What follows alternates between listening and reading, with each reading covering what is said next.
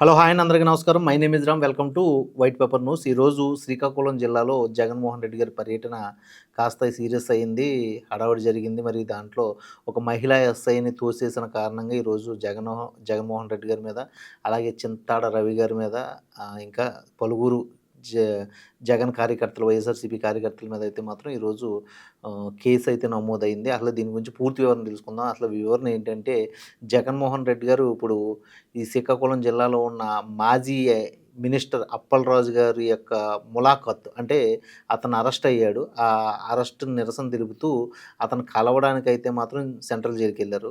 ఆ జైలుకెళ్ళిన తర్వాత జైలు నుంచి వచ్చేటప్పుడు ఆ బారిగేట్లు కాడ ఈ కార్యకర్తలందరూ నినాదాలతోనూ లేకపోతే హడావుడి చేస్తుంటే బయటకు వస్తూ ఉంటే బార్ గేట్లు ఏదైతే ఉన్నాయో అవిట్లయితే మాత్రం తొయ్యరాదు అంటూ అక్కడ ఉన్న మహిళా ఎస్ఐ వారించే క్రమంలో మహిళా ఎస్ఐని చింతాడ రవి యొక్క వర్గం లేకపోతే అతని కార్యకర్తలు అందరూ కలిపి ముట్టడించి ఆవిడనైతే కొంచెం తోపులాట చేశారు. అందులో ఆవిడ శరీర భాగాల్ని టచ్ చేస్తూ నాన్‌సెన్స్‌గా బిహేవ్ చేశారనేసి ఆవిడైతే చెబుతున్నారు. అలాగే ఆవిడైతే మాత్రం అక్కడ విజువల్ చూస్తూ ఉంటే ఆవిడనైతే మాత్రం గుమిగూడిపోవడంతో ఆవిడ ఒక్కసారిగా ఒంటరని ఫీలింగ్ వచ్చేసింది. అక్కడ పోలీస్ డిపార్ట్‌మెంట్ కూడా సరిగ్గా ఆవిడకి సరైన ఏరియాలో లేకపోవడం వల్ల ఆవిడ ఒంటరైపోవడం. సో, అక్కడ కార్యకర్తలందరూ కలిపి ఆవిడని ఇరిటేట్ చేయడం. ఇక అదంతా కూడా చాలా నాన్‌సెన్స్‌గా అయితే అనిపించింది మరి. ఆ తర్వాత కార్యకర్తలందరూ వెళ్ళిపోయిన తర్వాత ఈ ఇష్యూ మీద మీడియాలో ఒకసారి కథనాలు రావడంతో దీని మీద ఆహ్, సీఎం చంద్రబాబు నాయుడు గారైతే ఇమ్మీడియేట్‌గా స్పందించి ఇమ్మీడియేట్‌గా ఇటువంటి విషయాల మీద సీరియస్ వార్నింగ్ తీసుకోండి. అండ్ ఎవరైనా ఆ మహిళా ఎస్ఐని ఇబ్బంది పెట్టారనేసి ఆ మహిళా ఎస్ఐ గారు చెప్తే మాత్రం ఖచ్చితంగా దీని మీద అయితే కేసులు బుక్ చేయండి అంటూ అతనైతే మాత్రం ఒక స్టేట్మెంట్ పాస్ చేశారు. ఇమ్మీడియేట్‌గా ఈ విషయంలోకి, ఈ రంగంలోకి హోమ్ మినిస్టర్ అనిత గారైతే రావడం జరిగింది.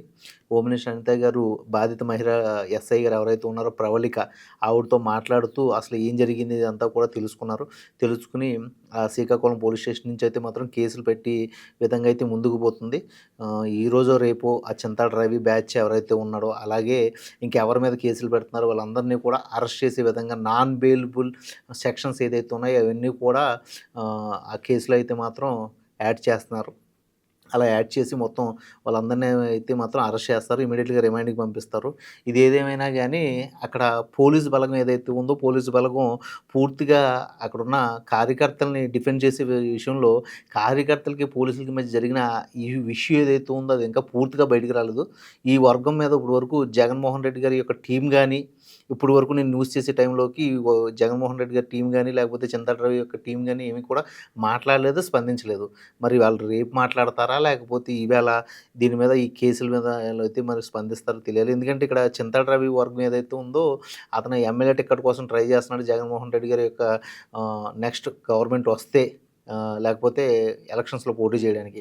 సో, దానికోసం అనేసి జగన్మోహన్ రెడ్డి గారికి అతను బాగా క్యాంపెయినింగ్ చేయడంలోనూ, లేకపోతే కార్యకర్తలను పోగు చేయడంలోనూ బిజీగా ఉండి ఈరోజు కొంచెం హడావుడి చేసే విషయంలో ఆ జగన్మోహన్ రెడ్డి గారి దగ్గర మార్కులు కొట్టడానికైతే మాత్రం ఇలా జనాలు పోగు చేసే విషయంలో అక్కడ బార్ గేట్లు కాడ వచ్చిన విషయంలో ప్రవళికనైతే అతను తోసేసే విషయం జరిగిందనేసి పూర్తిగా అక్కడ విజువల్స్ అయితే చూపిస్తున్నాయనేసి మరి అక్కడ ఉన్న సోషల్ మీడియా లేకపోతే మీడియా అయితే చెబుతుంది.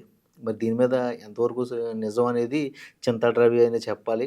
మరి ఇప్పటి వరకు ప్రవళిక గారు చెప్పిన మాటలు బట్టి చూస్తూ ఉంటే చింతాడ రవి గారిదే తప్పని కనిపిస్తుంది మరి. దీని మీద మీరేమనుకుంటున్నారో మీ కామెంట్ రూపంలో తెలియజేయండి.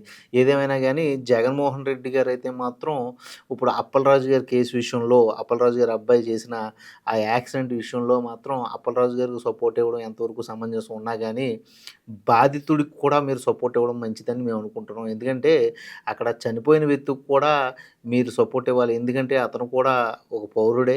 మీరు ఒకవేళ రాజకీయ నాయకుడిగా ఉంటే రాజకీయ నాయకుడికి అందరూ సమానమే. మీ వర్గం మాత్రమే సమానం అని అనుకుంటే మాత్రం ఖచ్చితంగా అది జనాల్లోకి ఇంకొక రకంగా వెళ్తుంది. ఎందుకంటే మీకు తెలుసు జనాలందరినీ కూడా సమానంగా చూస్తేనే మీ ఓట్ బ్యాంకింగ్ అనేది ఫిలప్ అవుతుంది. అటువంటిది ఇప్పుడు అప్పలరాజు గారిని మీరు ఇంకా మంత్రి వ్యూలోనే చూస్తున్నారు. ఆళ్ళ అబ్బాయి చేసింది రాంగ్ వ్యూగా అయితే మీరు ప్రొటెక్ట్ చేసుకోవట్లేదు. రైట్ వ్యూగానే మీరు ప్రొటెస్ట్ చేస్తున్నారు. అలా చేసి క్రమంలో ఆపోజిట్‌లో ఒక పెద్దాయన చనిపోయాడు. ఓకే.